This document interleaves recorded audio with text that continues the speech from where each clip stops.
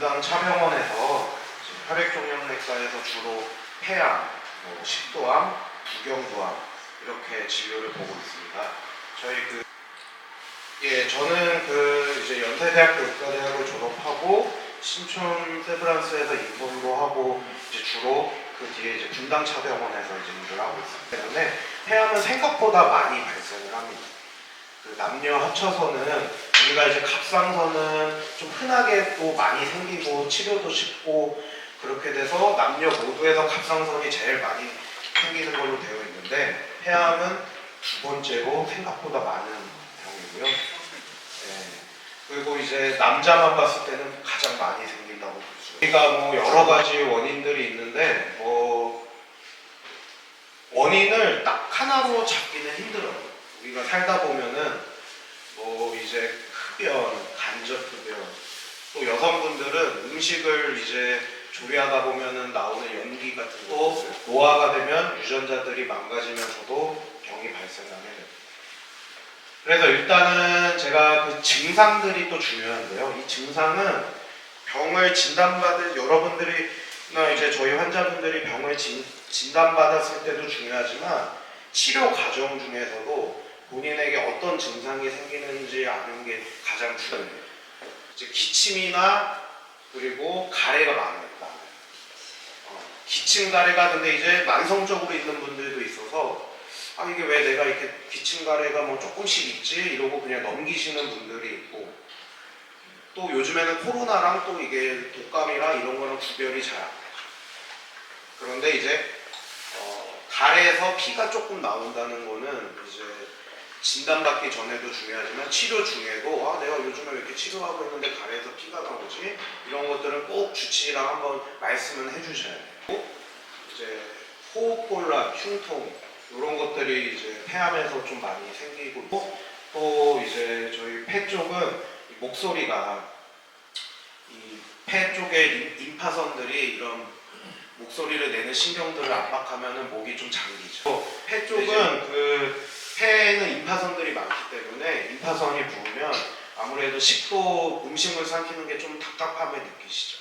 그리고 혈액순환이 안 되니까 얼굴도 빨개지고 좀 목도 붓고 이런 증상들이 일어나는 거고 이제 머리는 두통이나 어지러움도 이게 오래 자주 옛날에 어쩌다 그런 게 며칠마다 자꾸 반복된다든지 좀 강도가 세진다든지 하면 머리 검사도 주기적으로 해볼 필요가 있는데 이런 증상이 있을 때는 바로 찍어보는 게 또 중요합니다. 장기 주변에는 혈관들이나 임파선들이 다 둘러싸고 있거든요. 근데 이제 여기 있는 놈들이 눈에 안 보이는 놈들이 이렇게 임파선이나 혈관에 이렇게 타고 있다가 얘네들이 이제 전신으로 돌아다니는 거죠.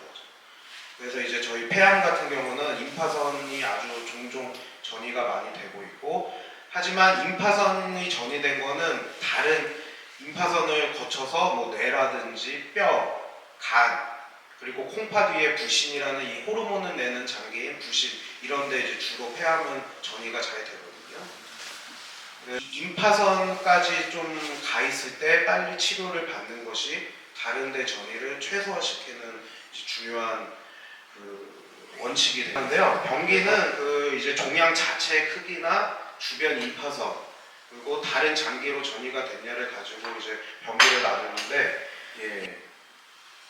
그리고 이제 조직 검사를 이제 아마 이제 해보셨을 텐데 조직 검사도 방법이 여러 가지가 있어요. 이제 폐암에 대해서만 말씀을 드리면 이렇게 직접 기관지 내시경을 해가지고 들어가서 조직 검사하는 방법이 있고 목에서 임파선이 부었으면 또 이렇게 간단하게 초음파를 해가지고 목에서도 조직 검사를 하고 이제 보통은 CT를 찍으면서 이 피부 마취만해서 바깥에서 바늘로 두세 번을 찔러서 이렇게 조직 검사를 하는 방법이 있고 또 기관지 내시경 하기도 좀 해당이 안 되고 목의 임파선도 괜찮고 CT도 바늘이 들어가면서 하기에는 너무 깊숙이 있다. 이럴 때는 전신 마취를 해서 조직 검사, 조직을 조금만 떼고 나오는 이런 방법들이 있어요. 이제 항암 치료는요. 일반 항암제가 있고요. 1세대 일반 항암제가 있습니다.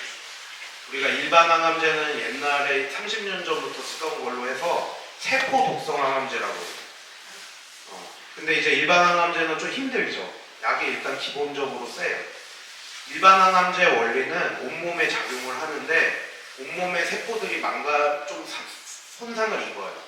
하지만 원리가 뭐냐면 일반 세포는 에 비해 암세포가 빨리빨리 자라기 때문에 우리 몸에서 빨리 자라는 애들부터 죽이거든요. 그렇기 때문에 암세포가 대부분 죽지만 일반 세포도 손상을 받는 거예요. 그래서 머리도 빠지고 입도 헐고 목도 붓고 변비나 설사 이런 게 생기는 거예요. 피부도. 그래서 하지만 이런 정상세포들은 회복이 가능하기 때문에 암세포부터 빨리 죽이는 그런 직접적인 치료가 일반 항암 치료예요. 근데 이제 그 두 번째는 표적 치료제라는 게 이제 여러분들도 많이 이제 들어보셨겠지만 항암제는 대표적으로 표적 치료제라는 게 있고 세 번째로는 면역 항암제라는 게 있어요. 그래서 이 항암제는 이렇게 일반 항암제, 표적 항암제, 면역 항암제를 단독으로 쓰던지 뭐 순서대로 쓰던지 조합을 해서 쓰던지 결국은 환자분에게 맞춤으로 해서 이제 사용을 하게 된다. 이렇게 알죠. 이거는 이제 폐암 환자분이신데요. 이제 여기저기 좀 전이가 많이 되신 4기 환자분이에요. 근데 이분은 이제 제가 표적 항암제를 사용했습니다. 표적 항암제를 사용했는데 이 폐에 요놈이 이제 요놈이 이제 여기가 근거지죠. 여기서 생긴 거예요. 여기서 생겼는데 올해 3월이죠. 이게 치료 전 사진이에요. 근데 오른쪽은 11월 얼마 안 됐어요. 근데 지금 한 8개월 됐나요? 거의 안 보여요. 거의 안 보이고 없어졌네. 그리고 여기 아까 제가 콩팥 위에 호르몬을 내는 부신이라는 이거는 이제 조금해서 이게 사실 여기에 전이가 돼도 아프지도 않고 느낌도 없고 이거를 놓치는 경우가 많아요. 근데 요 놈도 거의 짜부가 됐어요.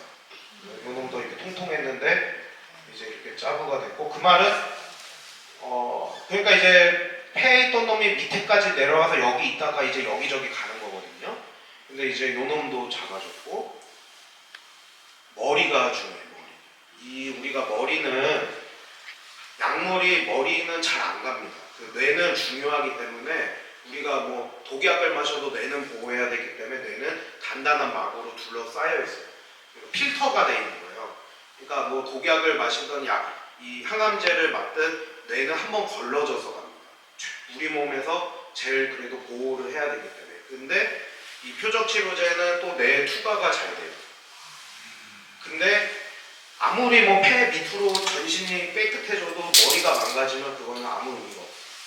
근데 이 환자분은 8개월 만에 방사선 치료도 안 하고 머리 수술도 안 했는데 거의 없어졌어요. 그러니까 이제 그리고 이 뼈는 근데 이분은 이게 우리 그 페트 검사라고 전신 임파선 검사인데 알록달록하게 치료를 해주는 건데요. 여기 골반도 이제 골반이 사실 이분은 증상이 별로 없었어요. 그냥 골반이 아팠을 뿐이에요. 그래서 병원에 찾은 거예요. 근데 이 뼈는 아직 좀 남아있어요. 이 뼈는 딱딱해서 약물이 잘 안 가요. 근데 이제 병이 좋아져서 막 이제 좀 너무 신나서 이제 막 등산 다니시고 막 자전거 타시고 막 운동하고 이러신 분들이 종종 생겨요. 그러다가 이게 딱 부러져서 오시는 분들이 종종 있어요. 그러니까 이제 뼈도 무시할 게 아니라 뭐 뼈야 뭐 생명에 지장 없고 뭐 빨리 운동해서 뼈를 튼튼하게 해서 뭐 이렇게 해야겠다 하시는 분들도 이런 중요합니다. 이게 뼈가 부러지면 수술을 해야 될 수도 있고 한두 달을 누워 있어야 될 수도 있고 항암도 딜레이가 될 수도 있고 이게 여러모로 이제 안 좋아요. 그러니까 저는 과격한 운동은 제발 못해요. 이런 표적 항암제가 이제 폐암에서는 그래도 제가 요 약 얘기는 조금 드릴게요. 그 렉나자라는 게 이제 우리나라 기술진이나 주도적으로 해가지고 이런 이제는 이게 3세대 치료제거든요. 그러니까 이제 결국은 약은 계속 개발돼요. 1세대, 2세대, 3세대, 요즘에는 4세대를 연구하고 그분들 위해서 우리가 폐암은 크게 그 조직 검사를 했을 때 조그맣게 생긴 걸 소세포 폐암이라고 하고 너무 이렇게 현미경으로 봤을 때 좀 크게 생긴 거를 비소세포 폐암이라고 하는데, 근데 이제 소세포 폐암은 1, 2, 3, 4기가 아니고 2가지밖에 없어요. 이렇게 병기가 제한적으로 있느냐, 확장적으로 있느냐. 근데 이제 이런 소세포 폐암의 특징이 수술을 못합니다. 1기여도 수술을 할 수 있는 케이스는 아주 드물어요. 제가 오늘 그 말씀드린 게 이제 정리를 해보면은요, 증상이 중요하다.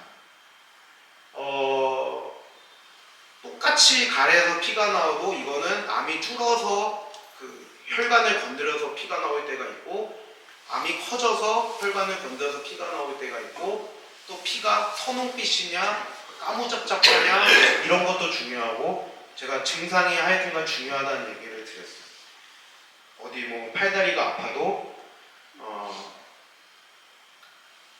얼마나 자주 아픈지, 얼마나 점점 세게 아픈지 이런 것도 중요하다고 말씀을 드렸고, 그래서 증상을 놓치지 말게 증상을 말씀을 드렸고, 또 여러분들 중에 또 치료를 받다가 조직 검사를 다시 해보자고 하면 그거는 웬만하면 하시는 게 좋아요.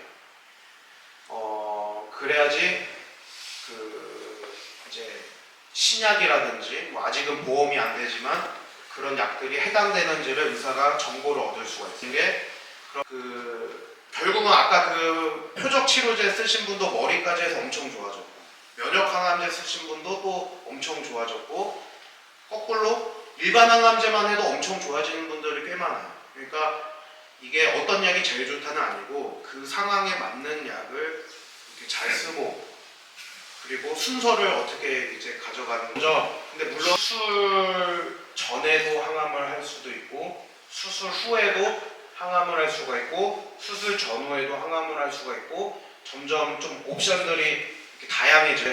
여러 가지 것들을 잘 치료를 종합해서 하는 이런 암 치료가 중요하게 생각이 되고 있고, 그래서 다학제 회의들도 많이 하는 거고, 그 세포는 주먹밥처럼 여러 가지 놈들이 섞여 있는데, 약을 쓸 때마다 이 잘 듣는 놈들은 죽고 약에 잘 안 드는 사람 애들은 이렇게 번창해요. 또 딴 약을 쓰면 또 죽는 놈들은 죽지만 또 약에 안 듣는 놈들은 잘하고, 이런 게 있어서 우리가 이 항암 치료가 많이 좀 어려운 거예요. 결국은 제가 오늘 온 이유는 이제 어느 정도 강의는 해야 되기 때문에 이렇게 말씀을 드린 건데, 지금부터는 좀 도움되는 얘기를 해드리겠습니다. 앞에 이런 기회가 소중하기 때문에 오늘 제가 시간도 많기 때문에 뭐 궁금하신 거 뭐 한 명당 뭐 한 가지씩이라도 좋고, 뭐 좀 궁금한 거 있으세요? 폐 떠나서 뭐 아무거나 다.